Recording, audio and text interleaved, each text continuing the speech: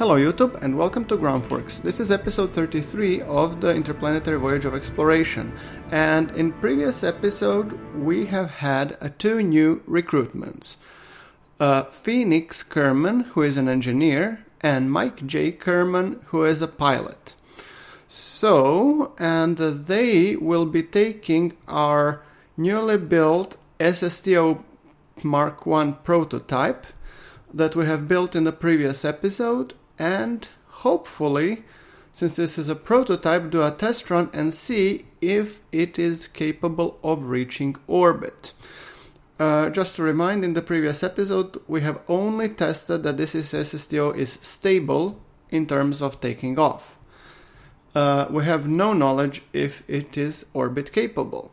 So the goal today is to reach the orbit in an SSTO for the first time in this series.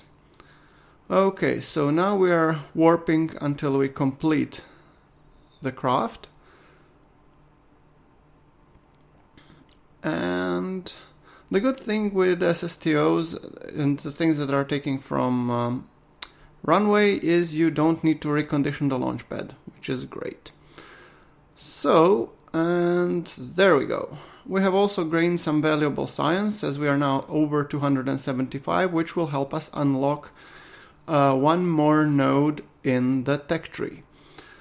Okay, so just accelerating time until we get to the morning, because I want to launch at a little bit past dawn. Alright, there we go. And time to launch this craft. Okay, so build list, and let's see, spaceplane SSTO prototype Mark I, launch, and for the crew, no jab and no bill. You had a test run or simulation. For this flight we will take Mike J. Kerman and we will take Phoenix, because they need to get some valuable experience. And what better way to get some valuable experience than in highly experimental craft. As you see, I have filled in off camera the information for the drive, so you can now see what are my action groups. I just want to double check if I have all the information that I want for the orbital layer of the flight engineer. Yes, I do. Okay, and let us throttle to max and enabling the turbojets.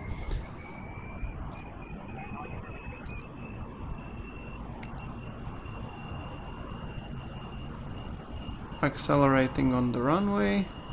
By the way, this aircraft still has abysmally low thrust to weight, but we will solve that with enabling the aerospike. Now, for stability reasons, I want to put all the fuel into the forward fuel tanks that are just when you pass a shock cone on every fuselage. So I just wanted to make sure that both of them are pumping towards the front. This will provide us stability both on ascent and especially, more importantly, on the reentry, because it will keep our center of mass ahead of our center of lift. Okay, so as you can see, we are struggling with the airspeed at 179, 180 roughly. So yes, like I said, it's 0.33 thrust to weight, and I'm just struggling ever so carefully to see if I can gain some altitude. But then again, it would take forever until we reach a decent speed to be able to accelerate. And besides, these turbojets are grossly inefficient in the lower parts of the atmosphere. So I'll actually just kick in the aerospike and help us get quicker ascent, and this is more like it. Now it's 1.45 thrust to weight, which is way better. We don't want to use it the whole time, because otherwise we would waste too much of our delta V. We don't also want to fight drag, so that's why we are going at roughly 30-40 degrees angle. And now we have turned off again the aerospike, because we just want to now gain speed and also altitude in the layers where our turbojets are effective. So, oh, hi, dang it! An intake has become clogged. Well, I immediately reacted from the perspective that I disabled the opposite intake because I didn't want drag to introduce on one side and cause instability to the aircraft. So, I guess a clogged intake is pretty much the same thing as as closed intake, I would assume. Gaining some speed. It's 0.66 at this altitude, which is okay, decent. So this is the thrust weight that we can actually do something about. And also, as the fuel is being spent, it is becoming more and more efficient. Okay, my goal is to accelerate to roughly 1000 and something meters per second, and to go up to around 28-30 kilometers altitude. Once we get there, Mike should again pitch up and engage the aerospike and hopefully get us out of the atmosphere. So we'll be shooting for roughly between 75 and 85 kilometer apoapsis because we do need some time until we circularize, but aerospike is pretty efficient and pretty strong in terms of thrust to weight, so I think we'll be fine. Okay, and basically our turbojets are either running out of air or running out of thrust because we are already running at 1055 meters per second.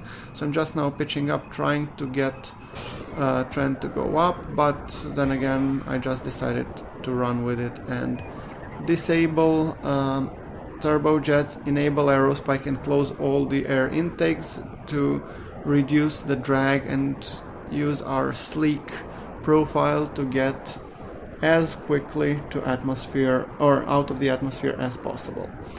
So let's turn the lights on in the cabin. Right, Mike, I guess you don't want to be flying in the darkness. That's only fair. Okay. So our apoapsis is at 86, which is out of the atmosphere. Great. And now the moment of truth, setting up a circularization burn to see if we have enough delta V to get out in the orbit. And 569, and we have 1097. Wow, this is actually more than I expected. Oh, look at this. I think we might have a screenshot. Maybe. I just love how this game is so beautiful. Yet another one. I really like designing SSTOs and flying space planes. They're so fun. I mean, rockets are cool, but space planes are like something I'm really enjoying. And obviously they need to have a use, so this is a test run. Hopefully we manage to squeeze some science out of it, we'll see. But in the future, this one would be servicing maybe the stations and stuff like that. So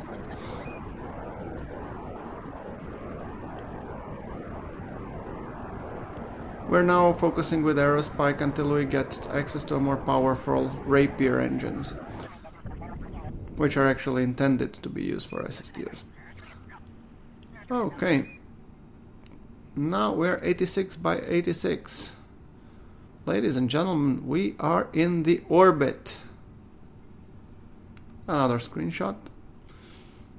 I still have to figure out which one I'm going to use. But now, Phoenix is an engineer. Phoenix, would you please go out and check what has happened to our air intake? What has clogged the air intake? Take some spare parts I don't know if you'll need them for declogging the air intake, but let us just switch quickly the camera so we have a nicer view. Oh yes, this is so nice. You get the chance to do a little bit of a spacewalk, right, buddy? Okay, and, well, you cannot declog it from here. You have to obviously turn around and... Okay, Phoenix, stop mucking around, please. We have an intake to fix. Ah, there we go. We have cleaned the intake and now it is okay. Time for a selfie. Hi.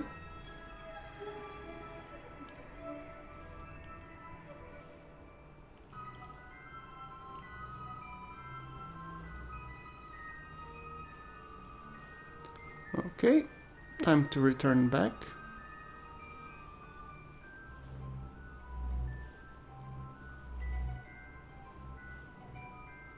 Grab and board. Perfect.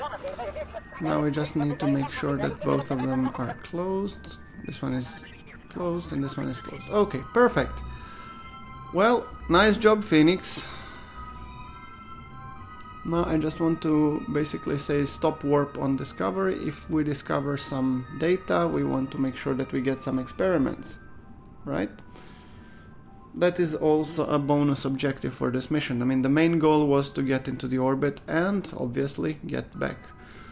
And I really like the science alert. However, by the time it decelerates, I'm already out of the biome, which is a little bit frustrating. So let's go for another pass. Nope. Once again, I reacted too slowly. So now I'm gonna hold my finger on it, so.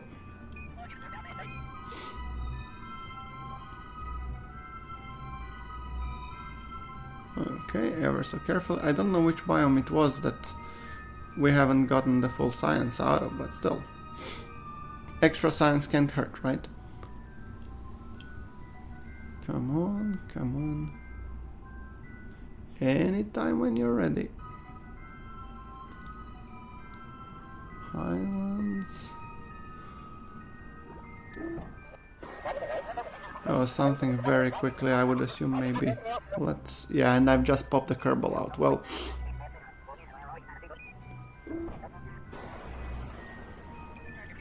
Oh well.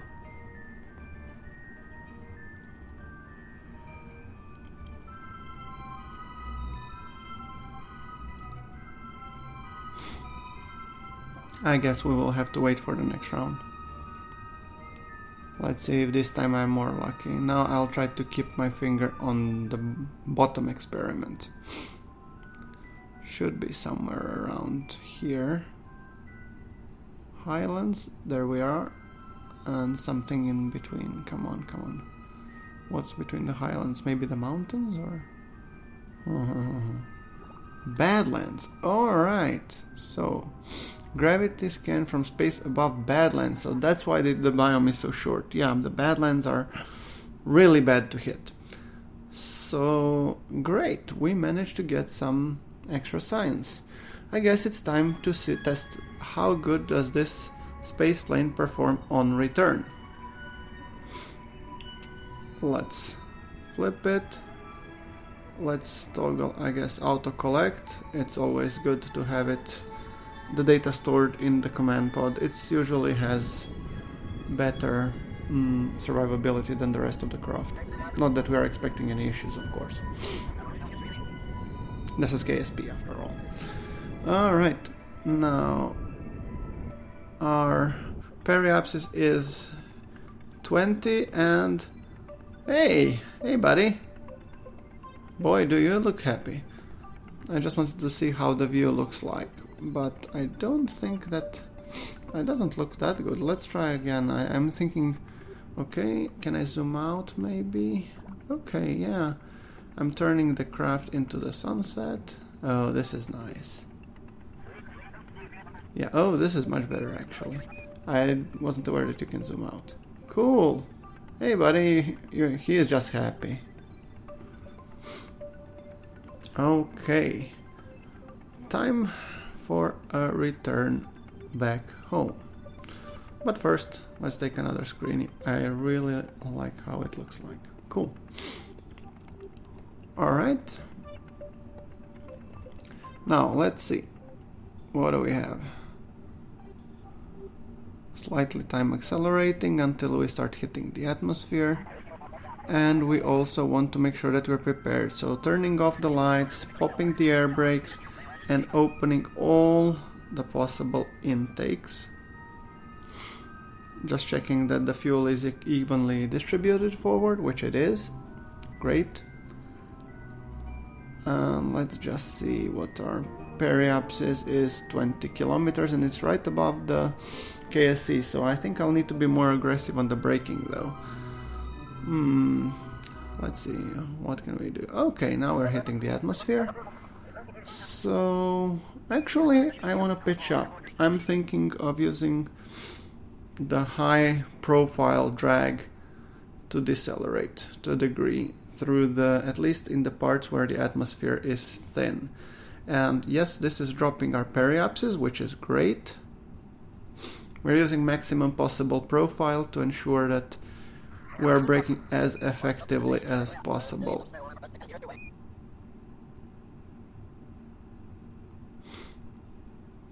Okay. Yeah, periapsis negative. We are definitely landing on this pass. Just a matter of question where and when. So far, no major stability issues, and at this point I noticed that actually we won't be passing directly over the KSC. And by the way, I wanted to use the waypoint just to have a rough idea when are we coming there. I really like the waypoint manager, it's kind of growing on me. I didn't have it for the initial part of the interplanetary voyage of exploration, but it's growing on me, really it is. Although I'll probably clean the ones from the moon. We will be going there, but we'll probably want to set new waypoints. Alright, 43 kilometers up, and we're bleeding off airspeed still very, very shyly.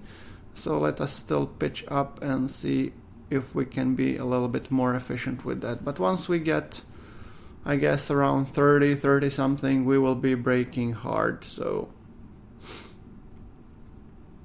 I'm still trying to figure out where exactly are we, because I don't see from the cloud cover. Oh, I think we're over the deserts. Yeah, right. Okay. Everything okay, guys? Phoenix? Mike? They're just both so happy. Alright, well. Okay, and we are decelerating. Actually, we're decelerating a little bit faster than I would like.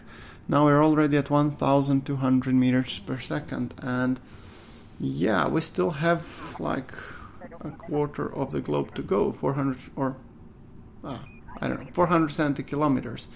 So we don't want to continue braking that hard. Let us rather enable the air breathing engines and let us turn them on, and yeah, maybe continue skipping like we did with when we were going to the Tatanjab, because actually we are passing below the site at the moment, more or less. So yeah, I want to use the actual, I want to make sure I'm using the my engines, my turbojets, yeah. So 370, the distance is, we are closing the gap, and I'm also correcting a little bit our trajectory a little bit to be more in line with the KSC. Otherwise we would be passing just shy north of it.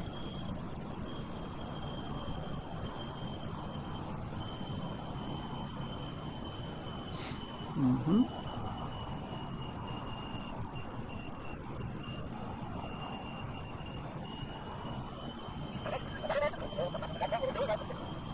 .290 kilometers. We are slowly starting to see the continent where the KSC is located.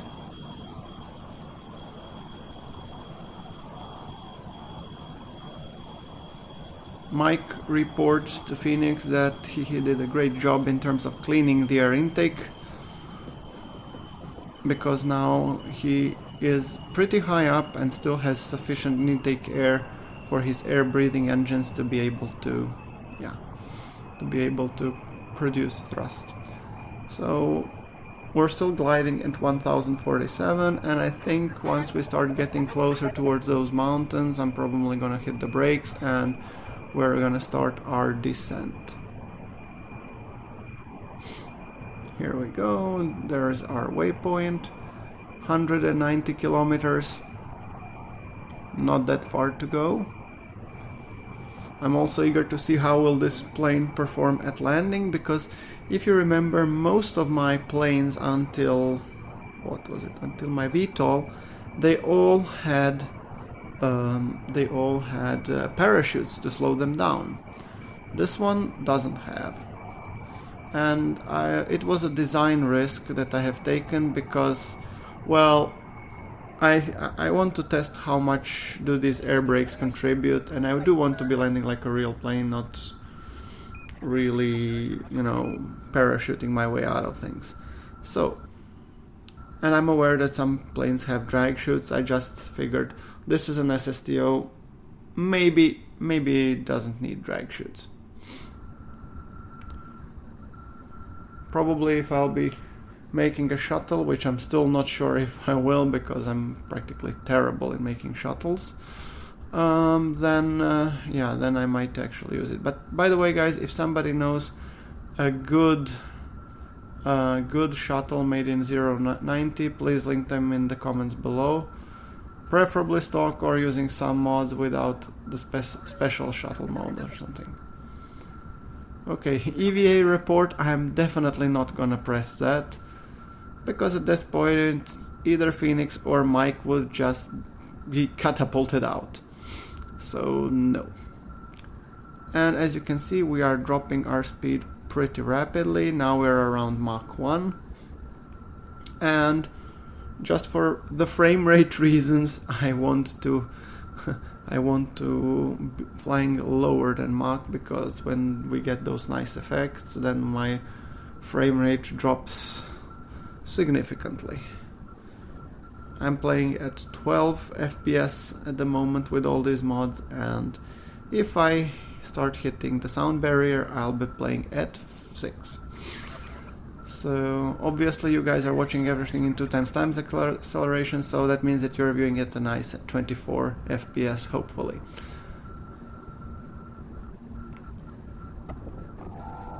Okay, gear down, and I'm just popping, as you saw now, I was popping the 2 brakes at the rear because they basically help me maintain the same speed even though I'm descending, so I'm not picking up more speed. And I'm popping the rest of the brakes on and off just to make sure that I bleed enough speed. So I'm going now at 160 meters per second, and we're practically contacting the tower in terms of asking for landing clearance, saying that we are kind of on approach. And we've got our landing clearance. Time to land this baby. Okay, Mike, show us what you know. Air brakes. And touchdown. Hitting the brakes. And we have landed. Nice job, you two. Okay, so let's enable steering and let us taxi back to our hangar.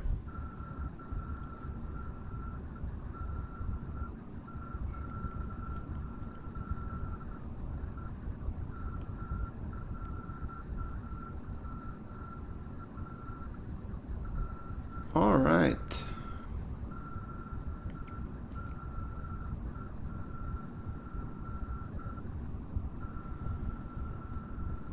Coming in, and I've only noted that here I made a tiny design flaw. Not really a major one, but I'm kind of missing the ladders. I will make sure that I add them in the future updates. Alright, now let us see the merits. What have we gotten? 20 science, and Mike and Phoenix have gotten some ribbons. Okay, this brings us to the end of this episode. I hope you liked the episode. Like if you liked the episode, and hit that subscribe button for more Kerbal Space Program content. This is GrunfWorks signing off.